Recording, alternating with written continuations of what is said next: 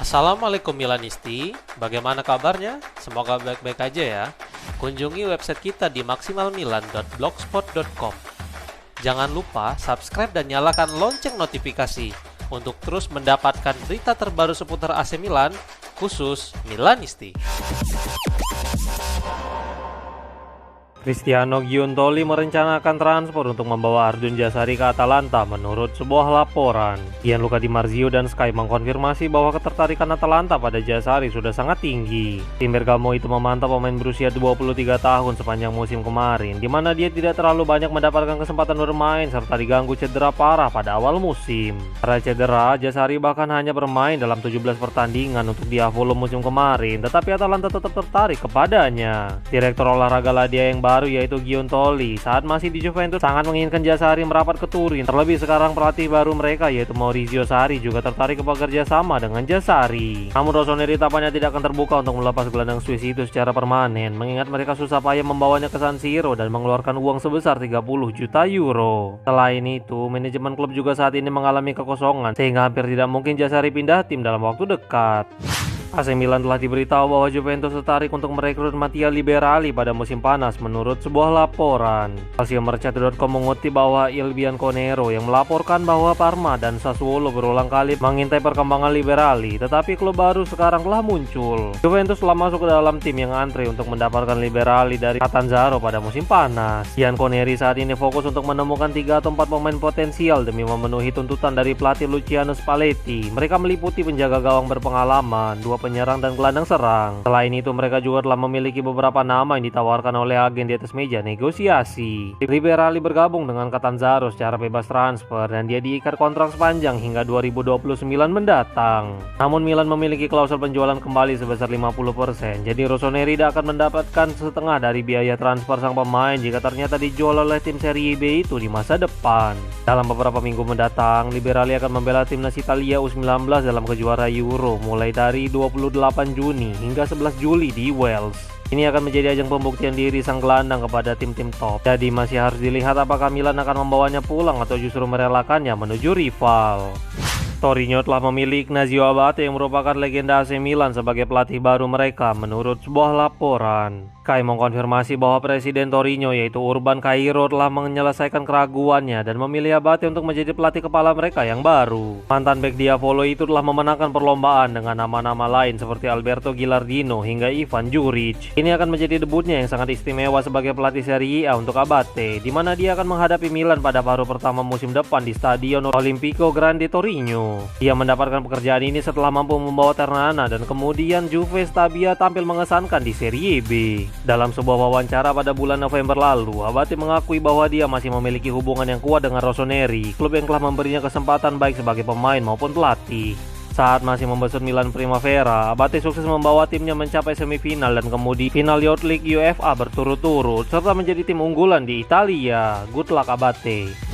Jika Mike Mignon pergi, AC Milan sudah siapkan 2 nama potensial penggantinya menurut sebuah laporan. La Gazzetta dello Sport melaporkan bahwa hanya setelah 2 minggu kekalahan memalukan dari Cagliari di San Siro yang membuat mereka terlempar dari 4 besar, sekarang Diavolo telah kehilangan hampir seluruh petinggi akibat eksodus yang dilakukan Giri Cardinale yang menyebabkan ketidakpuasan dari para bintang klub. Sementara Rafael Leao menyatakan ingin meninggalkan Milan, ketidakpastian terkait masa depan Luka Modric dan Adrien Rabiot semakin membuat para penggemar menjadi risau. Kemudian ada juga Kapten Mike Mignon yang baru saja memperpanjang masa bakti, tetapi sekarang dia sudah bisa meninggalkan ban kapten pada musim panas kali ini. Kiper utama Prancis itu sekarang hanya fokus kepada Piala Dunia yang akan digelar beberapa hari lagi, dan setelah itu barulah dia akan melihat peluang di pasar. Jika ternyata dia pergi, maka uang penjualannya bisa diinvestasikan kembali untuk merekrut antara Marco Carnesecchi atau Elia Caprile yang tampil gemilang bersama tim mereka masing-masing.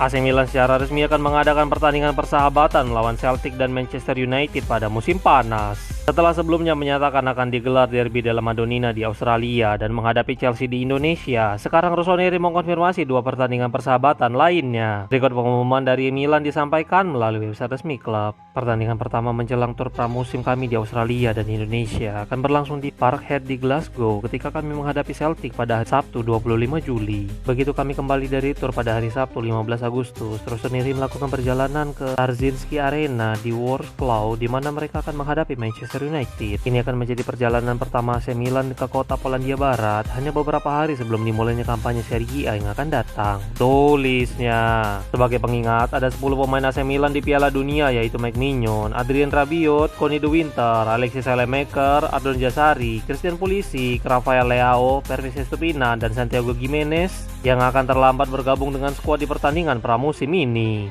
Divock Origi mengumumkan bahwa dia telah pensiun dari dunia sepak bola dan AC Milan menjadi klub terakhirnya. Sejak April 2024, Origi belum lagi memainkan pertandingan apapun, tetapi setelah 2 tahun lamanya, pada akhirnya mantan penyerang Liverpool itu mengumumkan pengunduran diri secara resmi dari dunia sepak bola. Berikut pengumumannya disampaikan melalui The Player Tribune. Terima kasih Tuhan, terima kasih kepada sepak bola. Saya datang ke dunia ini dengan bola di kaki saya. Dalam sepak bola, saya merasakan puas, seolah-olah perjalanan saya telah berakhir. Sekarang saya memiliki tujuan baru dan hal-hal lain yang ingin saya kejar dengan semangat yang sama seperti saya dedikasikan selama bertahun-tahun untuk sepak bola. Pertama dan yang terpenting, saya bekerja keras untuk menumbuhkan hasrat saya untuk hal ini yang dipahami sebagai sebuah seni. Saya juga akan terus mengembangkan sisi kewirausahaan saya dengan DLF, sebuah agensi sepak bola yang saya bangun dengan mitra dan salah satu pemilik saya yaitu Marvin Willem Ofori. Tulisnya.